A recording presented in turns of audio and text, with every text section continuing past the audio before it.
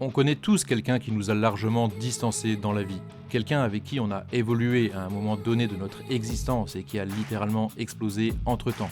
Quelqu'un qui a réussi dans la vie au sens commun du terme, qui est devenu riche ou qui a percé dans son domaine pour se hisser parmi l'élite. Vous vous êtes évidemment perdu de vue pendant des années, mais il suffit de recroiser cette personne, de discuter avec elle quelques minutes pour se rendre compte du fossé qui s'est creusé entre vos deux existences. À esprit reposé en rentrant chez soi, pas mal de questions se posent assez rapidement. Qu'est-ce qui a merdé? Quel train ai-je loupé? Qu'est-ce qui justifie une telle ascension alors que nous partons du même point de départ? Vous avez probablement une bonne situation stable aujourd'hui, là n'est pas la question. Mais où s'est fait cette différence qui lui a permis d'atteindre tous ses objectifs? Qu'a-t-il compris que je n'ai pas compris? Quel est donc le secret de cette réussite? Si cette petite introduction vous a interpellé, abonnez-vous, mettez un like, c'est parti! Avant toute chose, nous devons définir ce qu'est la réussite. La réussite est un accomplissement, la récompense d'un travail long et fastidieux. La réussite, c'est simplement un tout, une globalité. Elle n'est pas constituée seulement d'un ou plusieurs succès. La réussite est constituée d'une multitude de succès qui s'accumulent au fil des années. Il s'agit en réalité d'une quête perpétuelle du succès. Mais si les succès caractérisent cette réussite, ils ne sont que l'expression de tout un travail au préalable. Ils ne sont que la finalité de tout le processus et ne permettent pas à eux seuls de réussir. Comme vous le savez, en investissement comme dans la vie en général, tout ne va pas en ligne droite, tout fonctionne par cycle, tout est cyclique. Ces cycles sont une succession d'oscillations qui se répètent et qui sont présentes partout autour de nous, dans la nature. La respiration, le système solaire, les marées, les modes ou encore les humeurs sont cycliques. Si vous regardez autour de vous, vous vous rendrez compte que tout oscille. On avance, on recule et on répète. Ces cycles se différencient d'une manière notable. Certains sont immobiles. Comprenez que le début et la fin du cycle constituent un seul et même point. On parle des cycles suprêmes, le système solaire, la lune, le jour et la nuit, les choses qui reviennent toujours au même point de départ et qui recommencent selon une régularité à toute épreuve. Mais on trouve aussi d'autres cycles qui se différencient des premiers dans le sens où le point d'arrivée est différent du point de départ. 2 pas en avant, 1 pas en arrière. Et on répète, encore et encore. Ces cycles secondaires caractérisent quelque chose d'élémentaire. Ce quelque chose, c'est la vie. En effet, ces cycles sont évolutifs et en mouvement. Ils permettent d'avancer, d'évoluer. On retrouve ces cycles spécifiques dans des domaines comme la connaissance, les relations sociales, les cycles financiers ou encore le développement personnel qu'on acquiert avec les années. Sur cette chaîne, on recherche principalement l'indépendance financière. Et ce chemin vers l'indépendance financière n'échappe pas à la règle. Il ne va pas tout droit vers l'objectif et il est semé d'embûches. Comme toujours, rien n'est gratuit dans la vie. Pour sortir victorieux de ce combat, vous avez besoin du mindset, d'un état d'esprit à toute épreuve. Pour obtenir ce mindset, vous devez commencer par intégrer cette notion de cycle omniprésente autour de nous, d'accepter la non-linéarité des choses. Les cycles primaires étant fixes, nous nous concentrerons sur les cycles secondaires, dits du vivant. Ces cycles primaires ou secondaires évoluent en 2 phases, une phase haussière et une phase baissière. S'il est facile de gagner dans les phases haussières du cycle, en tant qu'investisseur par exemple, il sera moins aisé d'évoluer en phase baissière, où les paramètres ne permettent pas toujours d'obtenir ce que l'on voudrait et où on doit adapter son comportement. Il faudra accepter de temporiser dans ces phases, changer de priorité et profiter pour faire le point sur nos objectifs en gardant les idées claires. Comprendre ce dernier point, à savoir qu'on ne maîtrise pas tous les éléments et que parfois les paramètres ne jouent pas pour nous, va être capital pour la longévité, et ce dans n'importe quel domaine, en investissement, dans les relations qu'on entretient avec les autres, mais aussi dans notre apprentissage et compréhension du monde. Comment être sûr des choix que l'on fait si on ne prend pas le recul nécessaire pour y réfléchir, pour temporiser? N'est-ce pas la meilleure manière pour se tromper de vouloir foncer sans prendre le temps de réfléchir? Ces cycles sont en réalité nécessaires pour permettre un bon développement des choses. Comme en science, on avance dans une direction, on ouvre la porte à des nouvelles interrogations, on pose les hypothèses, on met en place des expérimentations qui mèneront peut-être vers des théories et qui elles-mêmes ouvriront d'autres portes. Pour performer dans ce que l'on entreprend, on doit non seulement intégrer l'idée que tout ne va pas en ligne droite, mais que tout ne doit pas aller en ligne droite. On se doit alors d'apprécier les différentes phases qui mènent à la réussite sur le long terme et savoir en tirer profit, que les paramètres soient favorables ou non. On exploitera au maximum la phase haussière, c'est la phase où tout le monde gagne, et on saura temporiser en phase baissière pour ne pas s'obstiner dans un environnement hostile. Votre capacité à évoluer plus vite que les autres résidera dans le fait d'être capable d'analyser dans quelle phase du cycle vous vous trouvez. Vous ne sortez pas en slip en hiver, vous ne faites pas que des inspirations et vous n'achetez jamais un top de marché en tant qu'investisseur. Si cela peut paraître évident dans certains cas, il l'est un petit peu moins dans d'autres cas. Alors, comment réussir sa vie ? S'il n'y a pas de secret à proprement parler, il y a un savoir à acquérir ainsi qu'une méthodologie. La première étape pour réussir est de définir vos objectifs. Vous avez 2 questions à vous poser avant d'aller plus loin. Qu'est-ce que vous voulez et qu'est-ce que vous êtes prêt à faire pour y arriver ? C'est très simple et ce travail intellectuel doit être clair avant toute chose. Je veux devenir célèbre. Qu'est-ce qui caractérise les gens célèbres ? Ils ont des followers. Je veux des followers. Comment faire pour avoir des followers ? Vous comprenez le raisonnement. Que voulez-vous faire et que devez-vous faire pour y arriver ? Quels sont tous les moyens et efforts à mettre en œuvre pour obtenir ce que vous désirez ? Plus vos objectifs seront loin et difficiles à obtenir, plus vous vous exposerez à de la frustration, à des échecs. La réussite, c'est de connaître plus de succès que d'échecs. Cela semble évident. Mais ce que l'on ne dit pas, c'est que ce phénomène met beaucoup de temps à se produire. En effet, quand on débute dans une discipline, on commence souvent par un succès, c'est ce qu'on appelle la chance du débutant. Puis commence souvent une longue série d'échecs, qui poussent souvent les gens à s'acharner ou à abandonner. Combien de fois êtes-vous prêt à échouer avant de réussir ce que vous avez entrepris ? Qui est capable de persévérer plusieurs années pour arriver à son but ? De passer par des dizaines, des centaines, voire des milliers d'échecs ? Mais pourquoi échoue-t-on ? Pour la même raison qu'il existe des cycles partout autour de nous, pour avancer sainement, aussi paradoxal que ça puisse paraître. Les échecs nous permettent de mieux apprécier la réussite. Ils nous permettent de raisonner différemment, de voir les choses sous un nouvel angle, de nous forcer à nous renouveler pour nous améliorer. Quand vous remettriez-vous en question si vous ne faisiez que réussir ? D'ailleurs, pensez-vous que ceux qui réussissent aujourd'hui ont toujours tout réussi dans leur vie ? Tenez, je vais vous raconter une petite histoire. On a tous un pote du lycée ou des études supérieures qui était réputé comme trop fort à l'époque, et il l'était probablement. J'ai plusieurs exemples dans ma vie personnelle. Par exemple, quand j'étais en master, il y avait un mec dans ma promo, il était connu sous le nom de Capo, le chef, le boss quoi. Toujours premier en cours et en sport, mais aussi dans la vie de tous les jours et dans ses relations avec les autres. Il filait tous ses cours, et il venait même nous donner des cours la veille des examens à 23h car lui connaissait déjà tout. C'était vraiment une crème ce gars, il m'a vachement aidé pendant mes études et encore aujourd'hui je lui en suis reconnaissant. Bon, que se passe-t-il par la suite ? Lui haut la main évidemment et moi disons d'une manière un petit peu moins noble. Bref, les compteurs sont remis à zéro et une nouvelle course commence, le départ dans la vie professionnelle. Qui va trouver le meilleur boulot, la meilleure place ? Qui va réussir le mieux ? Qui aura la plus belle voiture ? On est lâché dans le grand bain et chacun est libre de faire son chemin. Habitant tous deux à la frontière luxembourgeoise, le choix était tout fait. Partir du bon côté de la frontière pour aller chercher le pognon là où il est. Ce pays est juste et possède des droits sociaux incroyables comparés à la France par exemple, mais concernant le business, c'est carrément impitoyable. Quelle est la suite ? Ce mec qui n'avait jamais connu l'échec s'est retrouvé assistant comme tout le monde. Assistant, c'est un mot qui veut dire que vous donnez 40 ou 50% de votre paye à un titulaire, celui qui gère, celui qui encaisse. Voyez un petit peu ça comme de l'esclavagisme moderne.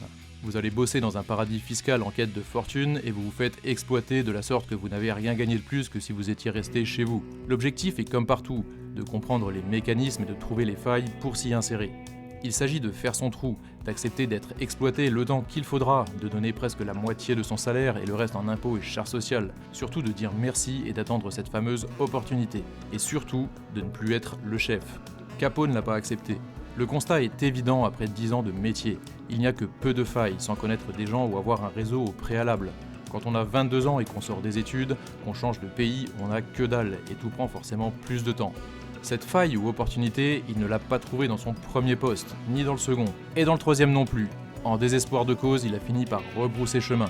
Ce mec surdoué qui devait gérer un cabinet avec des gens qui bossent pour lui, a choisi de rebrousser chemin après 3 échecs, a trouvé la faille et il est rentré dans son pays d'origine. Attention, il n'y vit pas moins bien aujourd'hui, mais disons que la différence en termes de revenus est quand même conséquente. Pendant ce temps-là, le gars du fond de la classe que j'étais et qui a trébuché de nombreuses fois pour arriver ne serait-ce qu'au premier diplôme était déjà rodé à l'échec. Ça n'a pas été facile pour moi et je suis tombé aussi sur des gens pas toujours très bien intentionnés, mais contrairement à Capo, j'ai tenu bon.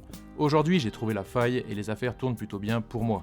Je dors bien la nuit après plus d'une décennie d'acharnement et d'échecs répétés. J'ai ouvert enfin mon affaire et je pense étendre ma structure prochainement. On se rend compte après cette petite histoire que la réussite n'est pas actée, et c'est à la fin qu'on sait qui a réussi et qui a échoué. D'ailleurs, encore aujourd'hui, rien n'est jamais gagné. Cette réussite est constituée d'une multitude de réussites, certes, mais qui sont précédées d'une multitude d'échecs ayant permis cette réussite. Ces échecs forgent le caractère. Ils nous obligent à la prise de recul, à l'introspection et à la réflexion. Ces échecs sont là pour nous tester, pour voir si nous sommes faits pour ça ou pas, pour voir si nous allons avoir la force de nous relever autant de fois qu'il le faudra, de nous remettre constamment en question pour trouver la faille, pour nous mener à l'objectif fixé. Je vais même pousser le raisonnement encore plus loin. Plus il y aura d'échecs, plus il y aura de chances de réussir. Pourquoi ? Parce que chaque échec est une expérience. Les succès sont agréables, mais sont souvent moins riches en expérience que les échecs. Chaque échec est une chance de s'améliorer ou de laisser tomber. Chaque échec est une pause, un appui pour prendre de l'élan.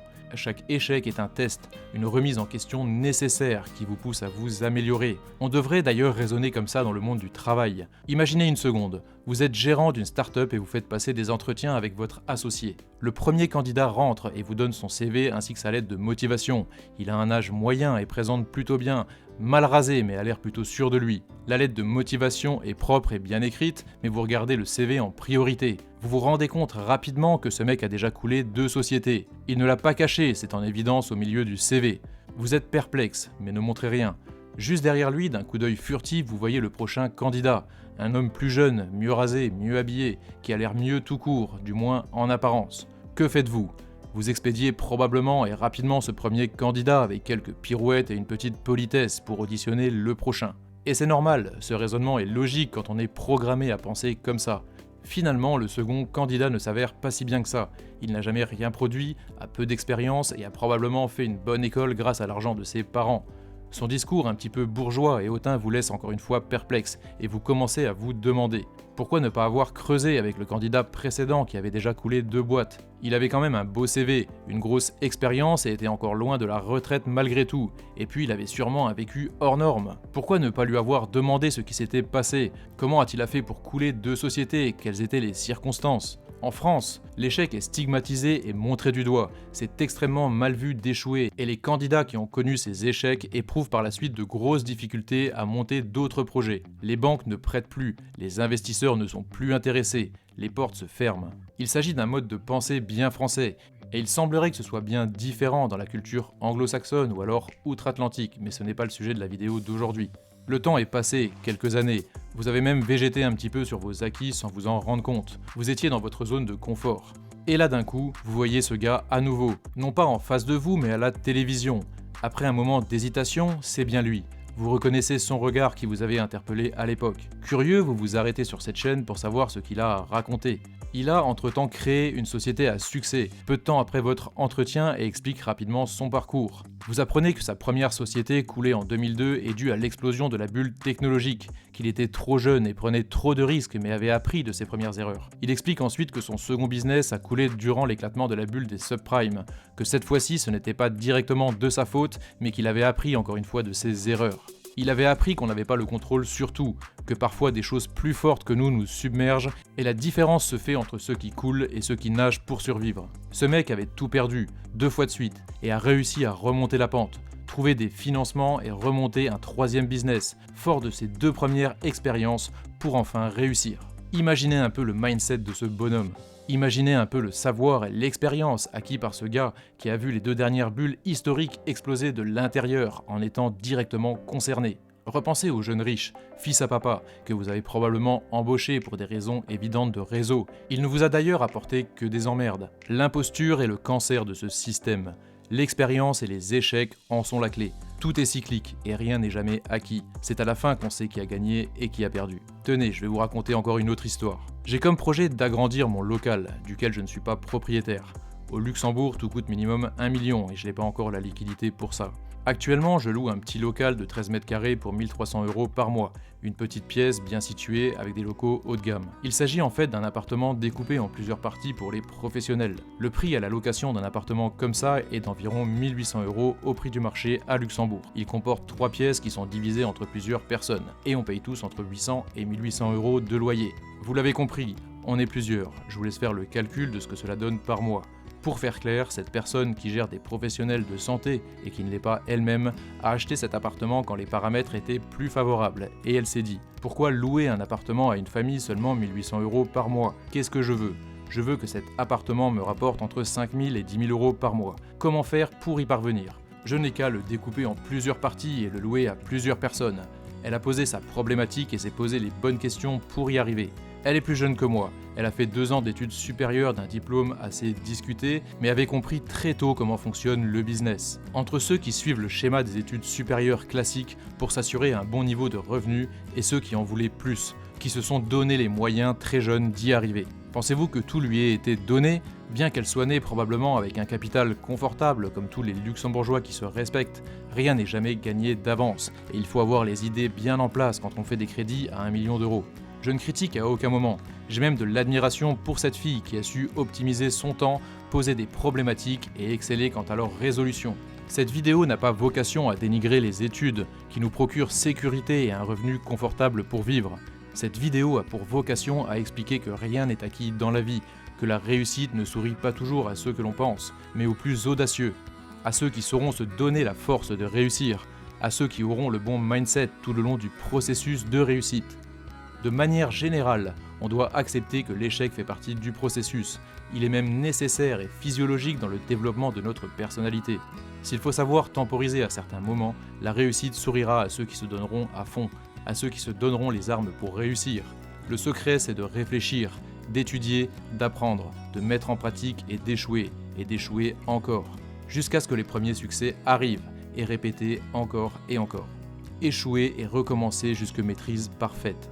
Un philosophe a dit un jour qu'il fallait échouer 4000 fois dans une épreuve pour pouvoir enfin passer maître dans la discipline. Il ajoute qu'il faut commencer le plus tôt possible à échouer, vite et bien, pour acquérir cette expérience de vie. Ce savoir n'a pas de prix et vaut littéralement de l'or. Il nécessite d'accepter l'échec, d'accepter de se faire mal, d'accepter de souffrir. L'expérience de l'échec est l'expérience de la vie même. Ce qui nous surprend nous saisit. Dans le succès, nous ne réalisons pas vraiment ce qui a été ou non. Peut-être avons-nous eu simplement un coup de chance, ce qui est encore pire pour l'expérience apprise, d'autant plus si nous préférons flatter notre ego plutôt que d'accepter que c'était seulement un coup de chance. Dans l'échec, nous nous heurtons à la réalité brute des choses, à ce qu'elles sont réellement. Tout ce que nous savons, nous le devons à nos succès, mais aussi grâce aux nombreux échecs que nous avons connus. Ce savoir, nous le devons à notre expérience, plus qu'à notre niveau d'études ou notre rang social.